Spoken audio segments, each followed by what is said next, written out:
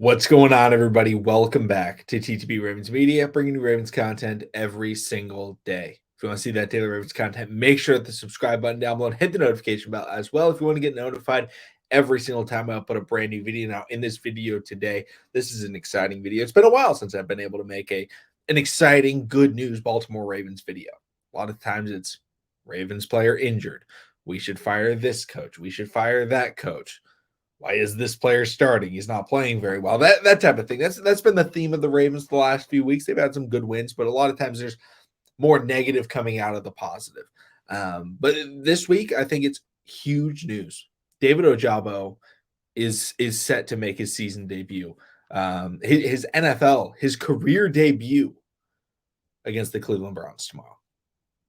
And obviously we don't know 100%. The Ravens haven't tweeted it out, but this is according to Jordan Schultz, and a lot of Ravens media have been bringing it up as well. But David Ojabo will make his debut against the Cleveland Browns, according to Jordan Schultz. And Jordan Schultz is a decent, I think he's a reputable source. It's not Rappaport, it's not Schefter, but I think Jordan Schultz is up there as players. And a lot of people are saying that he's going to make that debut, and that is crucial to the Baltimore Ravens because, first off, I've said this countless times. If David Ojabo doesn't play this season, that's fine. That is not a knock on him. That is not a knock on the draft selection. He was drafted as hey, maybe if the recovery goes really well, he can play towards the end of the season and maybe in the playoffs. But I've said it before and I will say it again. I was completely fine with taking David Ojabo if he didn't play his rookie year, because I valued him as a first-round pick. And, so it's basically like trading a second-round pick for a future first and drafting David Ojabo. Obviously, the injury, hopefully he's able to return well, after that Achilles injury. But he is someone that I believe can make an instant impact in the NFL. Doesn't have to be a Nick Bosa instant impact. It doesn't have to be Chase Young instant impact, but he can make an impact. I think he can rush the passer at the NFL level. I think he was maybe the second or third best. I probably had him as the third best pass rusher, in terms of current ability coming into the draft. I think I had Aiden Hutchinson and I had Kayvon Thibodeau ahead of him. Walker, I felt, was a little bit more all around, stopping the run and doing that thing as a pure pass rusher. I think David Ojabo was up there, and I've said that plenty of times. And the potential for David Ojabo, he probably has. I know many people had said he had much higher pass rush potential, just pure pass rushing, than Aiden Hutchinson did. At the same time, Aiden Hutchinson, more all around. So that's why he was able to, go top 5. David Ojabo was looking at, he was looking at potentially a top 10 pick. He was a first-team All-American. He was one of the best players in the country under Mike McDonald, and now we are going to get to see him in the NFL level. And getting to see him now is crucial, because we need him for the playoffs. We need that pass rush for the playoffs. The reason why the Ravens haven't been able to beat teams like the Bills, beat teams like the Chiefs, beat teams like even maybe the Bengals has been because they can't get after the passer. They can't do it with a 4-man rush. How do you get a 4-man rush? You get pass rushers. We haven't had very many. Justin Houston's played very well this season. I think JPP has played okay.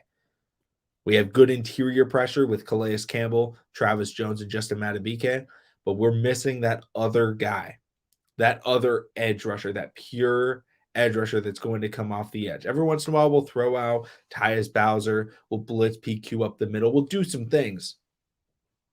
But it's been Odafe Oweh, and he's struggled to get to the passer. At the same time, I think Odafe Oweh is a really solid football player. I think he's very good at what he was drafted to do, which was set the edge initially in his career while we worked on his development and worked on his pass rush technique and gave him those pass rush moves. David Ojabo is a much more polished product, probably even right now, than current day Odafe Oweh. This guy's legit. And it may take a few weeks for him to get his football legs back under him, his sea legs back, because, he tore his Achilles at his pro day. He finished the season and he really hasn't been able to do a whole lot since. And we designated him to return from IR. I want to say a month ago, maybe a little bit over a month, maybe 5 weeks or so. And a lot of people were like, oh wow, maybe we get to see him against the Buccaneers. Maybe we get to see him against the Saints. And I was one of those people. I was like, hey, maybe we get to, because at that point it was, hey, maybe we actually get to. We don't know. We don't know a lot of information. But looking back on it, it makes sense. This guy hasn't practiced at an NFL level ever. So getting him back at practice and just saying, hey, this is what we do. This is how we do things. This is the way that we need you to perform at this level. Hey, get some reps against Ronnie Stanley. Get some reps against Morgan Moses. Get some reps against these offensive linemen. Work with Justin Houston. Work with Odafe Owe. Work next to Calais and Travis Jones, and work with Mike McDonald again.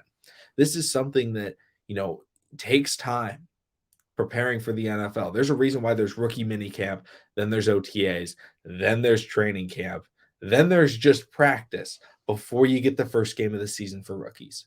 He got none of that. He hasn't had practice for the first 8 or 9 weeks of the season. He didn't get practice. They started getting a little bit of limited practices and things like that when he got designated to return. But he's back, and he's here, and we get to really see what he could be. At the same time, if he struggles initially, do not mark this up as a bust. Do not mark this up as, we shouldn't have even played him. This is a player that I really believe in. I really do. And it may not be this year because just not having the full season, he may not be able to dominate. But I think he will be able to come in. He may get, a sack, in the next 3 games. I think he could definitely get a sack. He could get a couple of sacks. I don't think he's going to go out and have multi-sack games and just, bull rushing the offensive tackle. That's not the expectation with him. What we need out of him is to be a secondary pass rusher.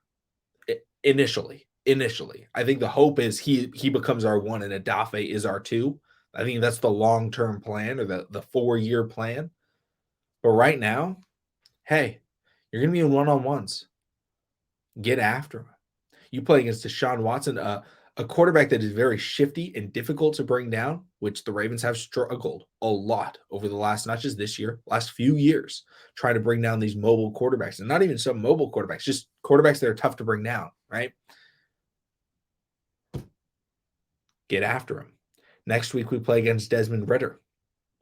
The next week, we play against maybe Kenny Pickett, maybe it's Mitch Trubisky, maybe it's Mason Rudolph. Don't really know with the injury status over there in Pittsburgh, but he gets 2 reps under him, 2 games before he has to go up against Pittsburgh, before he has to go up against the Bengals.